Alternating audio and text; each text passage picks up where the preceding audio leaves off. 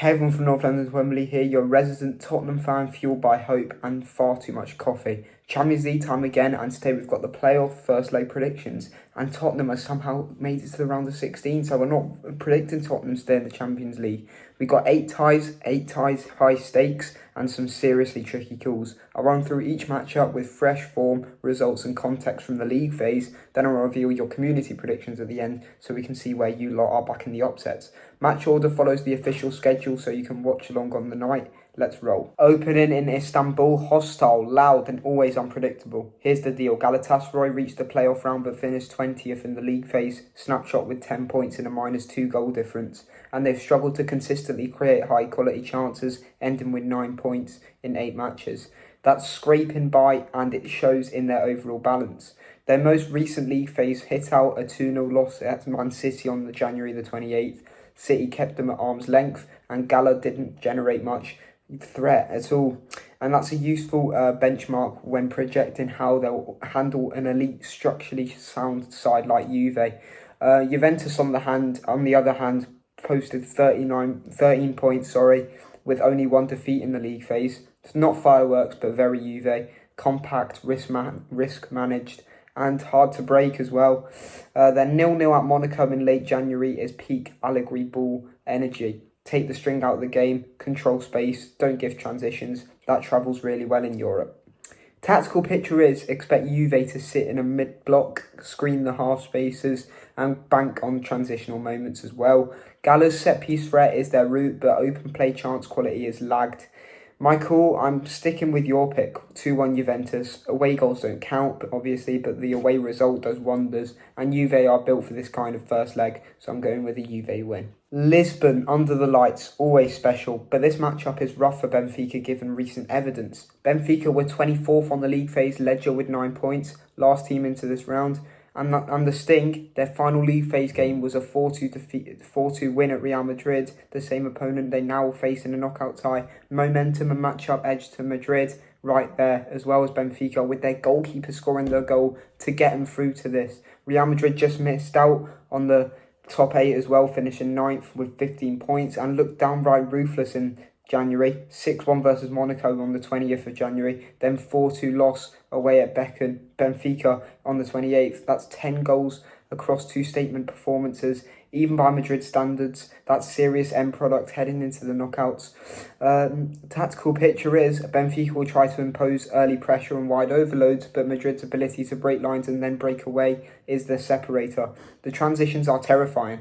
My call is your pick looks bang on. 2-1 Real Madrid. First leg control without overcommitting is what I'm going for. Yellow wall energy in a knockout tie. I don't care who you support, that's special. Dortmund finished 17th with 11 points and 19 goals scored. One of the higher goal tallies in the middle pack. But the issue is the trade-off. They can be gappy. The last data point wasn't great. 2-0 loss versus Inter on the January 28th. When the game slows down and becomes about spacing and detail, they've been second best to top Italian oppositions. They also lost 2-0 to Spurs, which Spurs absolutely dominating that game, no bias at all. Atalanta closed 15th on 13 points, disciplined but not as free scoring as the classic Gasperini vintages. 10 scored, 10 conceded in the league phase. They also lost 2-1 at Athletic Club right before the draw. A reminder they can be outdueled physically in tough away venues. The tactical picture is Dortmund's wide rotations and diagonal runs behind Atalanta's man-oriented press can create 2v1s, especially if the first line is bypassed. Atalanta are dangerous from set pieces in the second phases.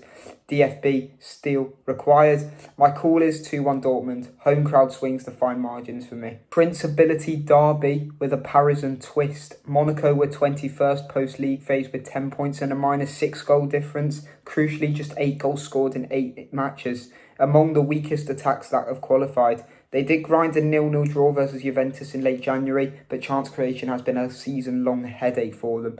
PSG finished 11th on 14 points, scoring 21 goals. Top-tier attacking output among playoff teams. Their last league phase game was 1-1 versus Newcastle, and even in that they produced enough to win it. The firepower and structure combo is there.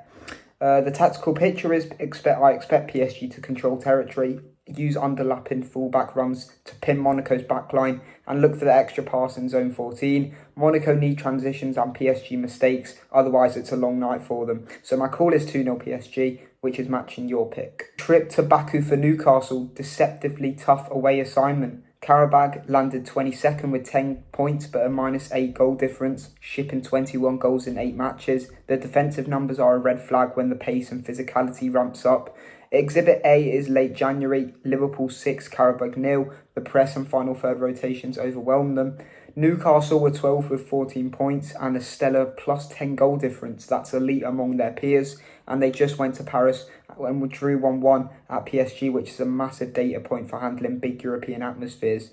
Tactical picture is Newcastle's wide pressing traps and back post overloads are a bad matchup for Qarabag's backline. If the Magpies win first contacts, second balls will cast out their way. So my call is 2-0 Newcastle, controlled professional first leg for them. This one's got weather game written all over it, and that's not a meme. Norway in February is not friendly at all. Bodø Glimt finished 23rd with 9 points. They score 14 but concede 15. Don't sleep on them at home. They beat Atletico Madrid 2-1 in January and earlier stunned Manchester City 3-1 during the league phase. Massive scalps that proved the venue and their tempo can shock giants.